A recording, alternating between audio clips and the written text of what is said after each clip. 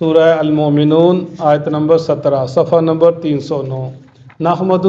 ونصلی علی رسولہ الکریم اما بعد فاعوذ باللہ من الشیطان الرجیم بسم اللہ الرحمن الرحیم وَلَقَدْ اور البتہ تحقیق خلقنا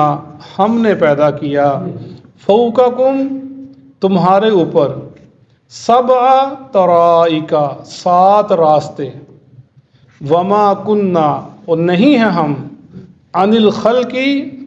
مخلوق سے الغافلین غافل اپنے مخلوق سے ہم غافل نہیں ہیں وانزلنا اور ہم نے اتارا من السماء آسمان سے ماء پانی بقدر ساتھ اندازے کے فاسکناہ پس ہم نے روکا اس کو فی الارض زمین میں وَإِنَّا اور بے شک ہم عَلَىٰ اوپر ذَهَابٍ لے جانے کے بھی اس کو لقادرون البتہ قادر ہے فَأَنشَأْنَا پس ہم نے پیدا کیے لکم تمہارے لیے بھی ساتھ اس کے کس کے پانی کے جناتی باغات من نخیل کھجوروں کے وعناب اور انگوروں کے لکم تمہارے لیے فیہا اس میں فواکہ میوے ہیں کثیرہ بہت زیادہ ومنہا اور اس سے تاکلون تم کھاتے ہو وشجرتن اور درخت تخرجو نکالتا ہے ایک درخت ہے وشجرتن اور ایک درخت تخرجو وہ نکالتا ہے نکلتا ہے من طور سینا طور سینا سے تنبتو اگاتا ہے بالدہن اگتا ہے بالدہن ساتھ تیل کے وصبغی اور سالن کے للآکلین کھانے والوں کے لیے وَإِنَّ لَكُمْ بے شک تمہارے لیے فی الانعام چپایوں میں لعبرہ نشانیاں ہیں نسقیکم ہم پلاتے ہیں تم کو مما اس سے فی بطونہا جو ان کے پیٹوں میں ہے فی بطونہا ان کے پیٹوں میں وَلَكُمْ اور تمہارے لیے فیہا ان میں منافع منافع ہے کثیرہ بہت زیادہ وَمِنْهَا تَأْكُلُونَ اور اس سے تم کھاتے ہو وَعَلَيْهَا اور اوپر ان کے وَعَلَى الْفُلْكِ اور اوپر کشتیوں کے تحملون تم سواری کرتے ہو صدق اللہ العظیم۔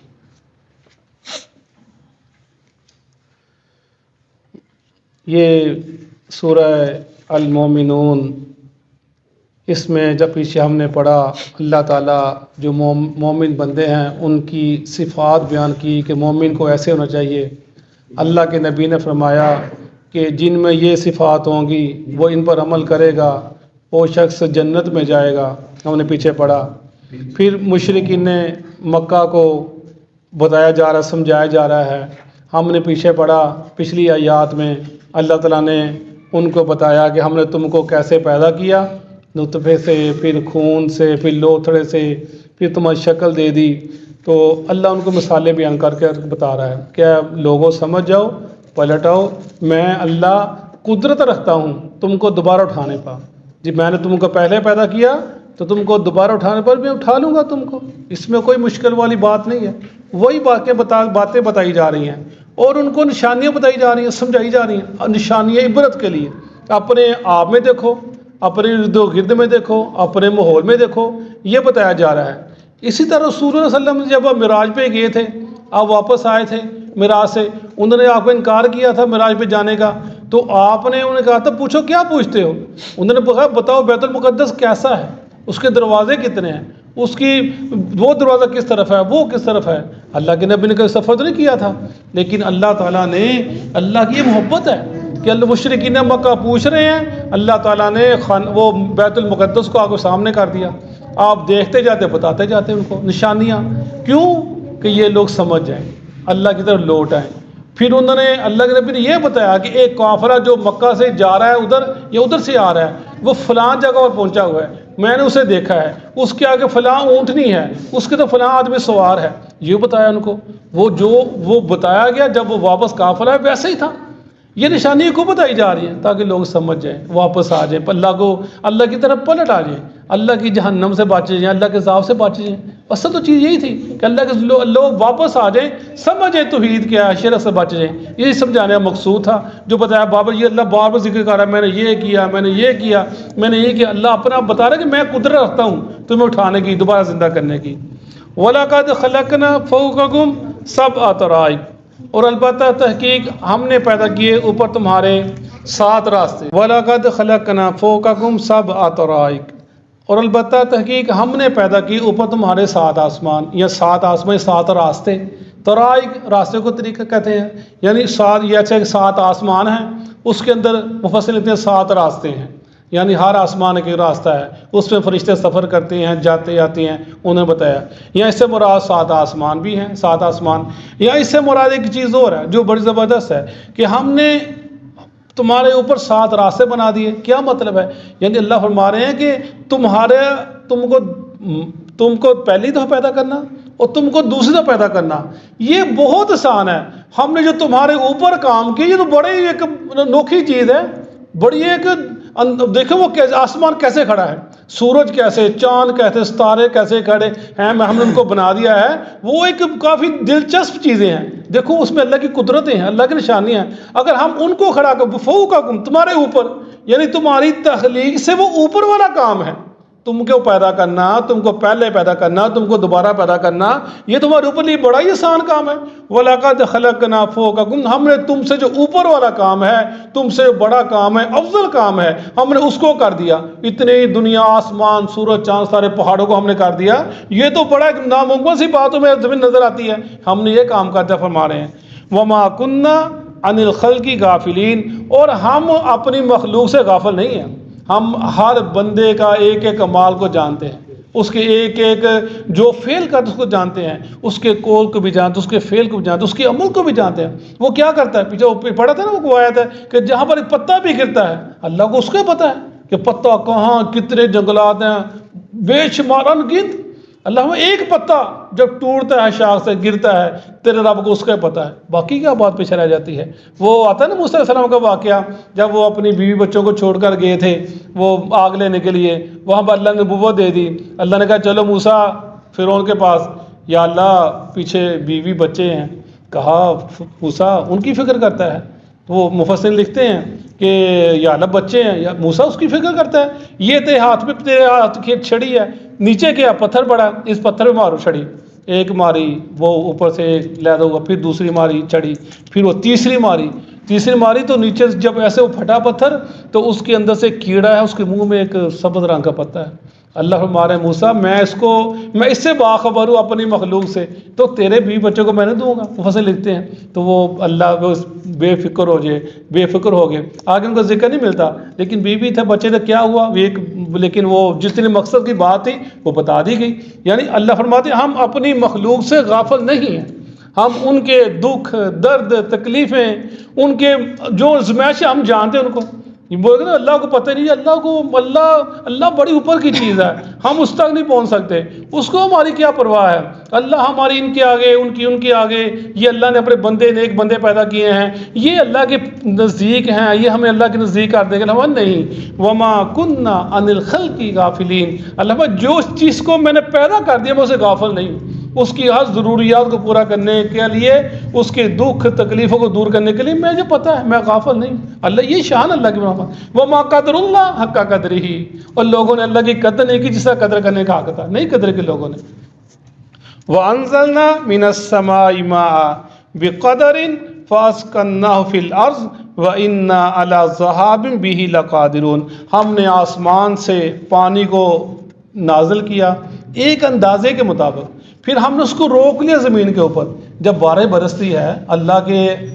حکم سے بارش آتی ہے، کیا ہوتا ہے بارش برستی ہے، جتنی پانی زمین کو چاہیے زمین جذب کر لیتی ہے، اگر پانی سارے جذب کر لے زمین تو وہ دلدلی بن جائے، اس میں کچھ ہوگا ہی نہیں، رہ ہی نہ سکے۔ پھر اگر وہ جذب نہ کرے، سارے نکل جائے، زمین پیداوار کچھ نہ کرے، کچھ جذب کر لیتی ہے، کچھ نال چلے جاتا ہے، کچھ آگے سمندروں میں چلا جاتا ہے، یہ اللہ کے حکم سے ہوتا ہے، اللہ کے حکم سے۔ اللہ کے حکم سے اب گرمیوں کے اندر سمندر سے آبی بخارات اٹھتے ہیں اوپر کو، پھر ٹھنڈے مقام جب بادل بن جاتے ہیں، پھر برستے ہیں، اور یہ اللہ کی شان ہے۔ اللہ نے کیا بنا دیا؟ ہم نے سائنس پڑھی کہ پانی جو ہے دو چیزوں کا مرکب ہے، ہائیڈروجن اور آکسیجن کا، 2% ہائیڈروجن ہے، 1% آکسیجن ہے۔ ہائیڈروجن جو ہے وہ ایک شعلہ ہے، بھڑکنے والی آگ ہے، بھڑکتی ہے، اور جو آکسیجن ہے وہ بھی اس کو آگ کو جلانے مدد دیتی ہے۔ لیکن اللہ تعالیٰ نے دونوں کے ملاپ سے پانی کو پیدا کر دیا۔ ان کو بجھانے میں سوچنے کی بات ہے نا کہ دونوں کے ملاپ سے ہائیڈروجن اور آکسیجن دونوں کے ملاپ سے پانی کو پیدا کر دیا، اور پانی ان کو بجھا دیتا ہے، آگ کو اسی سے پیدا کیا اور پانی ان کو بجھا دیتا ہے، اور پھر مختلف کیمیائی عمل کر کے ان کو پھاڑ کر تو دوبارہ گیسوں میں تبدیل کیا جا سکتا ہے، پانی کو کر دیا جاتا ہے۔ ہم سوچنے والی بات ہے کہ زمین کے اوپر فضا میں ہائیڈروجن آکسیجن کی بیچ بہت زیادہ مقدار موجود ہے، لیکن وہ آپس میں ہر وقت مل کے بارش نہیں برساتی رہتی، ہر وقت مل کے پانی نہیں بن جاتی، اس وقت برساتی ہیں، اس وقت برستی ہیں جب اللہ کا حکم ہوتا ہے۔ جتنی مقدفاس کرنا بقدر، ایک اندازے کے مطابق جب اللہ کا حکم ہوتا ہے تب، ایسے نہیں۔ حالانکہ موجود ہے، آکسیجن موجود ہے، ہائیڈروجن موجود ہے، وہ لیکن اوپر فضا کے اندر ہے، لیکن جب اللہ کا حکم ہو تب ملے گی، تب بارش برسے گی، تب پانی بنے گا۔ یہ اللہ فرمایا ایک اندازے کے مطابق فَأَسْقَلْنَا فِي الْأَنْفُسِ، اس کو روک لیتے ہیں۔ روکنے سے کیا مراد؟ ندی نالوں میں، تالابوں میں جانور پیتے ہیں، چرند پرند پیتے ہیں، سب اللہ کی مخلوق پانی استعمال کرتی ہے۔ وَإِنَّا عَلَىٰ ذَهَابٍ بِهِ لَقَادِرُونَ، او لوگوں پانی ہے اللہ کی نعمت ہے، شکر ادا کرو، اگر نہیں کرو گے تو بے قدری نہ کرنا۔ اللہ اس پر قدرت رکھتا ہے کہ اس پانی کو لے جائے، گہرائی میں لے جائے، نیچے لے جائے، پانی نکلے ہی نہ۔ بہت ساری آبادیاں ہیں جہاں پانی نکلتے نہیں ہیں، پانی نکلتا ہے دور چلا جاتا ہے پانی، کچھ دیر پہلے پانی کتنا اوپر تھا، آج 300 فٹ نیچے چلا گیا پانی۔ یعنی اللہ کی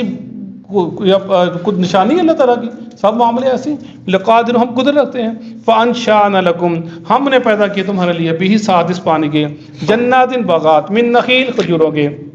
وعناب اور انگوروں کے، لکم فیہا فواکہ، تمہارے لیے اس میں میوے ہیں، کثیرۃ بہت زیادہ، ومنھا تاکلون، تم اس سے کھاتے ہو۔ یعنی اللہ بتا رہے ہیں کہ میں نے سب کچھ تمہارے لیے پیدا کیا، میں پیدا کرنے والا، میرا شکر ادا کرو، میں پیدا کرنے والا، مجھے اپنا رب مانو، مجھے اپنا خالق مانو، مجھے میری عبادت کرو، اور مجھے حاضر و مشکل کشا مانو، کسی کو میرے ساتھ شریک مت ٹھہراؤ، نہ میری ذات میں نہ میری صفات میں۔ یہی بتانے کا مقصود یہی ہے، اپنے نعمتیں بتانے کا مقصود یہی ہے کہ میں اللہ، میں خالق، میں مالک، بس۔ وَشَجَرَةً تَخْرُجُ مِن طُورِ سَيْنَاءَ تَنبُتُ بِالدُّهْنِ، یہ جو درخت ہے یہ زیتون کا درخت ہے، نکلتا ہے طور سینا، یعنی فلسطین کے علاقے سے بہت زیادہ نکلتا ہے زیتون کا تیل۔ اور سورہ 3 کے اندر اللہ نے وَالتِّينِ وَالزَّيْتُونِ وَطُورِ سِينِينَ، اللہ نے قسم کھائی انجیر کی اور زیتون کی، اور فرمایا طور سینا کی قسم ہے مجھے، یعنی یہ اتنا بابرکت یہ پھل ہے۔ اور یہ لکھا مفسرین نے کہ یہ تقریباً اس کی بڑی عمر ہے، کئی ہزار سال اس کی عمر ہے اس درخت کی، اس کا بڑا پھیلاؤ ہے، جیسے برکت کا درخت پھیلاؤ ہے ایسے اس کا بڑا پھیلاؤ ہے، اور اس کے جو پتے ہیں 2 سال بعد نکلتے ہیں، اور اس کا جو پھل ہے وہ 4 سال بعد دینا شروع کرتا ہے، اور اس کا جو پھل ہے جیسے بیر ہوتا ہے ایسے اس کا پھل ہوتا ہے، جب یہ پک جاتا ہے جیسے مکھن ہوتا ہے ایسے اس کا پھل بن جاتا ہے، اور لوگ اس کا چار میں استعمال کرتے ہیں، اس کے تیل پکانے کے لیے استعمال کرتے ہیں، کھانے کے لیے استعمال کرتے ہیں، اس میں برکت رہتا ہے اس تیل کے، زیتون کے تیل کے اندر۔ اس نے ذکر کی فرمایا، حدیث پاک ہے، زیتون کا تیل کھاؤ اور پیو، اس کے اندر برکت ہے، رسول نے فرمایا زیتون کا تیل، اس کا ذکر کیا جا رہا ہے۔ تو تنبت بالدہن، اگاتا ہے تیل بھی سود نکلتا ہے، وصبغ للآکلین، اور سالن ہے کھانے والوں کے لیے۔ سبغہ کہتے ہیں رنگ کو،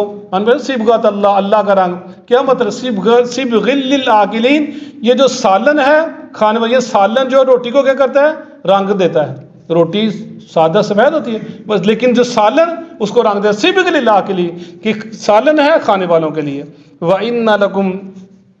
صدق اللہ العظیم۔ انشاءاللہ باقی کل پڑھیں۔ اعوذ باللہ من الشیطان الرجیم، وَلَقَدْ خَلَقْنَا اور البتہ تحقیق ہم نے پیدا کیے فوقکم تمہارے اوپر سبع طرائق 7 آسمان وما کننا اور نہیں ہم عن الخلق مخلوق سے غافلین بے خبر وانزلنا اور ہم برساتے ہیں من السماء آسمان سے ماء پانی کو بقدر ایک اندازے کے مطابق فاسکناہ فی الارض پس ہم اس پانی کو زمین میں ٹھہرا دیتے ہیں وَإِنَّا اور یقیناً ہم عَلَى ذَهَابٍ بِهِ لَقَادِرُونَ اس کے لے جانے پر البتہ قدرت رکھتے والے ہیں فَأَنشَأْنَا لَكُمْ پس ہم پیدا کرتے تمہارے لیے بھی اس پانی کے ساتھ جنات باغات من نخیل کھجور کے وعناب اور انگوروں کے لکم فیہا تمہارے لیے ان میں فواکہ کثیرہ بہت زیادہ میوے ہیں ومنہا تاکلون اور ان سے تم کھاتے بھی ہو وشجرتن اور ایک درخت تخرجو جو نکلتا ہے من طور سیناء سینا پہاڑ سے تنبت بالدہن وہ نکالتا ہے تیل وصبغ للآکلین اور سالن ہے کھانے والوں کے لیے جزاک اللہ